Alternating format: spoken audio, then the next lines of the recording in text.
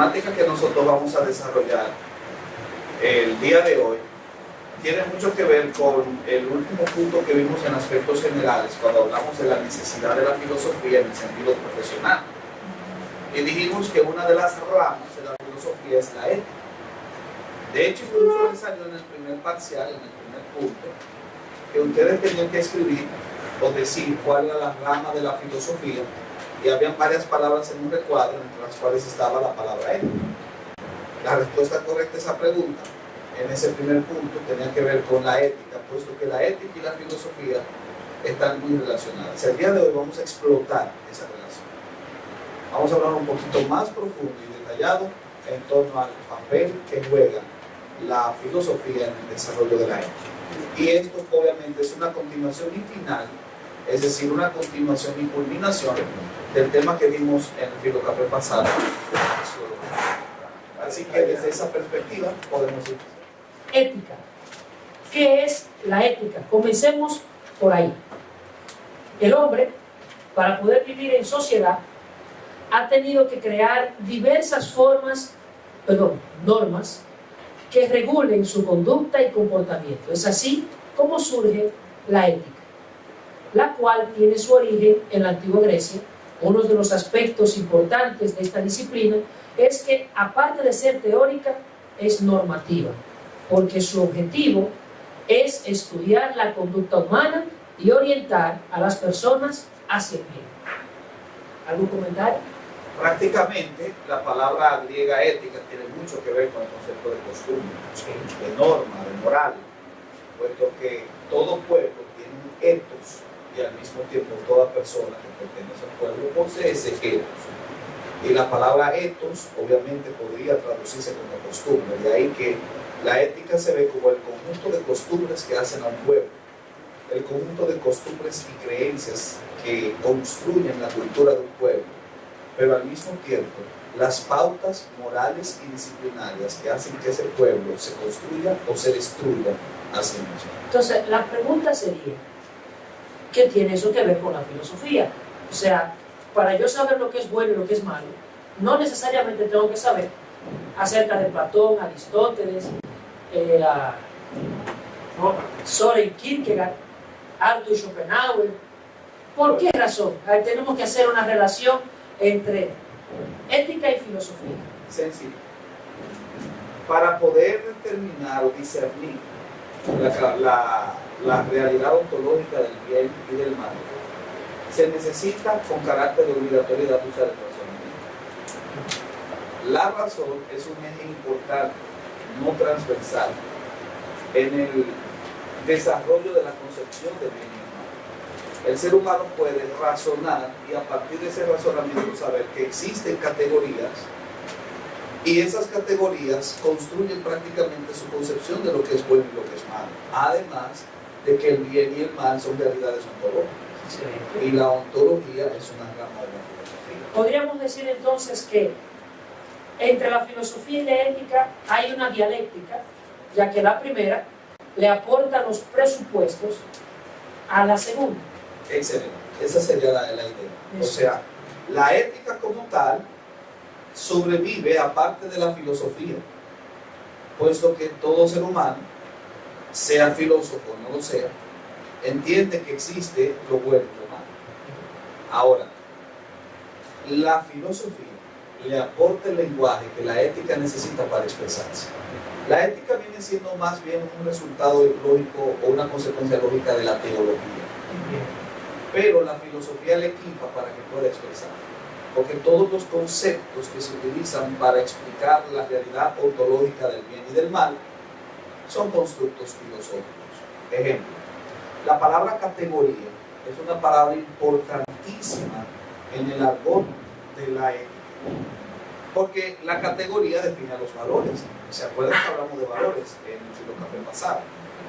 Pues bien, las categorías definidas por Kant como categorías a priori o categorías a posteriori determinan las primeras, los principios de los cuales dependen la conducta y la moral del sujeto. Y las segundas, las categorías a posteriori, definen las leyes y las normas sobre las cuales se construye cualquier código ético. Desde esa perspectiva, entonces, y atendiendo esa realidad, la palabra categoría juega un papel importante en el desarrollo del pensamiento ético. No obstante, la palabra categoría es un constructo filosófico, y es un filósofo, a saber el señor Kant, quien va a desarrollar por primera vez la idea de categorías y las va a aplicar a la ética. Yo debo comportarme de tal modo que cuando yo me comporte la gente diga así es como debe comportarse todo ser humano. Exacto. Esa es la idea de la frase de Kant, y por eso él habla de las categorías a priori y a posteriori. Dicho sea de paso, el pensamiento kantiano en la división de las categorías a priori y a posteriori es la base para la teoría del desarrollo moral categórico, que tendrá como influencia a Kant y a un psicólogo estadounidense que se llama Uri Bronfenbrenner. No obstante, si queremos entender básicamente qué es lo que quiere decir Kant con categorías a priori y a posteriori, lo que hay que pensar es que las categorías a priori son primero, las categorías a posteriori son después. Las categorías a posteriori proceden de las categorías a priori. ¿Qué es una categoría posterior? La ley. Porque las leyes no son universales y son relativas. Varían de lugar en lugar, de cultura en cultura, de nación en nación. Pero las categorías a priori no, porque son universales y tienen una fuente distinta al ser humano. De ahí que usted puede tener una ley a posteriori que violente un principio a priori. De modo que por obedecer el principio violas la ley, y por obedecer a la ley violas el principio. Un ejemplo es el aborto. Hay países que aprueban el aborto a posteriori, pero a priori el aborto es un crimen. Hay países que aprueban el matrimonio entre personas del mismo sexo a posteriori, pero a priori eso es una aberración. De ahí que la ética teleológica, una definición rápida sería aquella que subraya las consecuencias de un acto o decisión. De ahí que podríamos dividirla en dos grandes grupos, que son el egoísmo ético y el utilitarismo. El egoísmo ético es aquello que busca de lo mejor para uno mismo, mientras que el utilitarismo busca de lo mejor para el mayor número de personas. El utilitarismo se divide en dos, a su vez, de acto y de regla. El de acto, las reglas y las máximas solo significan instrucciones o resúmenes aproximados de la experiencia moral. Antes de actuar, el utilitarista de acto desea la garantía de que lo que específicamente haga maximizará el bien para todos los afectados. Es la ética del militar. Vamos a realizar una acción y vamos a determinar si una acción es buena o mala dependiendo de cuán útil o cuántas personas sean afectadas por ella. Ejemplo, la eutanasia es mala, el aborto es malo. No podemos decir que sea malo o bueno porque va a depender del caso, es lo que dice el utilitarista. Depende del propósito. Depende del propósito. Ejemplo, se justificaría el aborto si es producto de una violación. O sea, La eutanasia. Sí. O el aborto. El aborto, porque no estoy preparado para criar un niño. Ese es otro punto. Vamos a permitir el aborto para evitar el crecimiento demográfico, de modo tal que podamos tener un control de las propiedades y de los recursos que se pueden agotar por una explosión en el crecimiento de la población. Entonces se está viendo la idea desde una perspectiva utilitarista. Lo mismo pasa con la eutanasia. ¿A quién dejamos morir? ¿A la madre o al niño? Bueno, el niño va a vivir más, va a ser más útil que la madre. O la madre va a ser más útil porque puede parir más hijos. Entonces la idea básica es que las personas que tienen una ética teleológica utilitarista, ya sea de acto o ya sea de regla, generalmente van a justificar cosas que absolutamente, de modo a priori, se consideran incorrectas. Es así. De ahí entonces podríamos pasar a la idea de la ética deontológica, que es la ética del deber, que se centra en la naturaleza de un acto o decisión. ¿Ve la diferencia? Primero, la teleológica se concentra en ¿qué? En la consecuencia de un acto. Mientras que la ética deontológica se concentra en la naturaleza del acto. Desde esa perspectiva, nosotros vamos a tener una ética con un mayor grado de objetividad Ahí que está. la ética anterior. Y es una ética dividida en tres, como ustedes pueden ver. La primera es una De ética regla pura, que busca el deber en cada circunstancia sin pensar en las consecuencias. cumplo con mi deber como estudiante, no por las consecuencias, sino porque precisamente es el deber que tengo que cumplir. De acto puro, cada circunstancia es única, por tanto, la invocación a reglas firmes no es posible.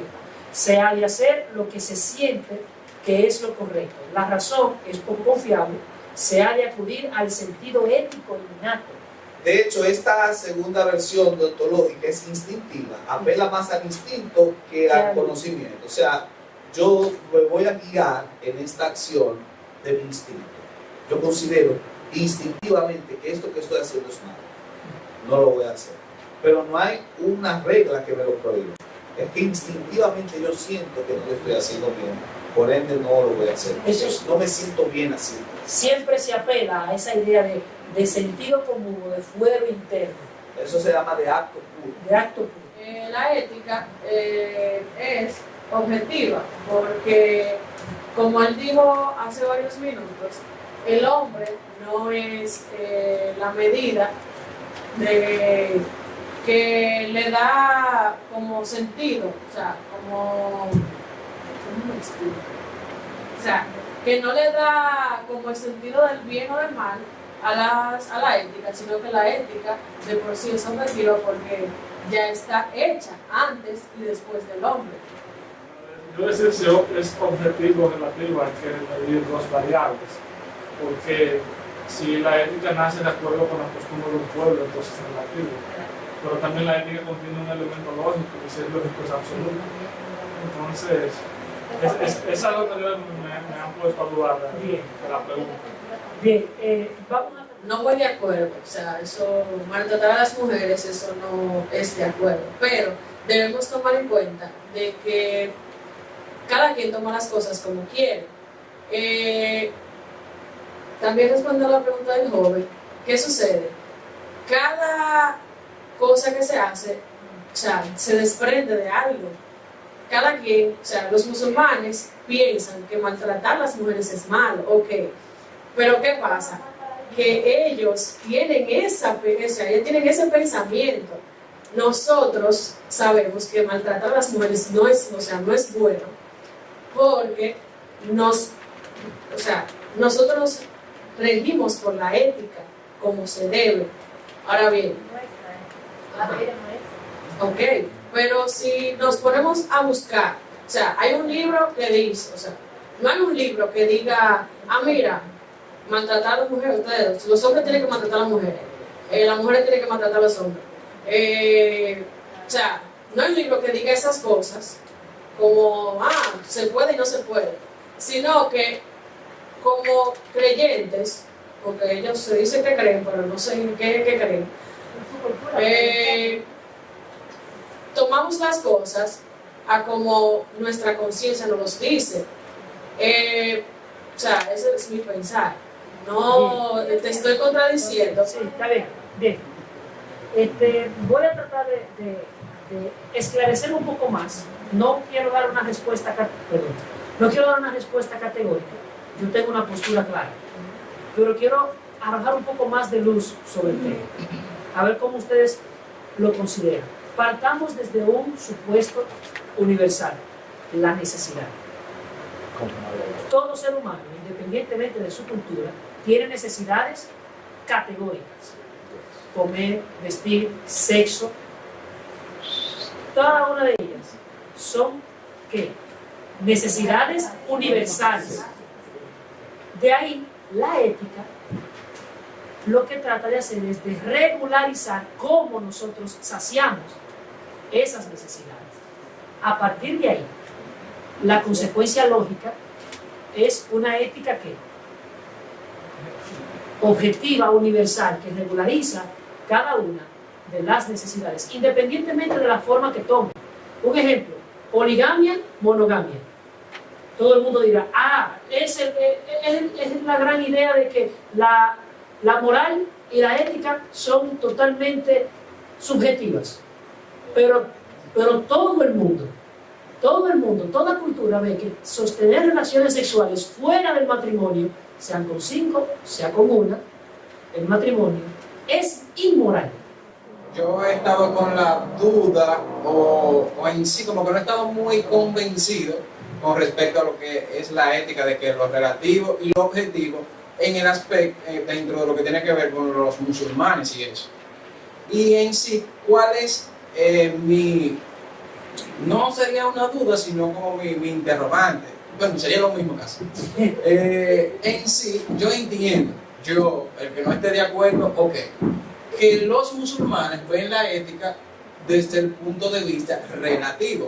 O sea, porque para ellos golpear a una mujer y ver a la mujer como un objeto es normal o es bueno hasta cierto punto, porque eso es parte de su cultura y ellos viven eso. Eso es lo que ellos...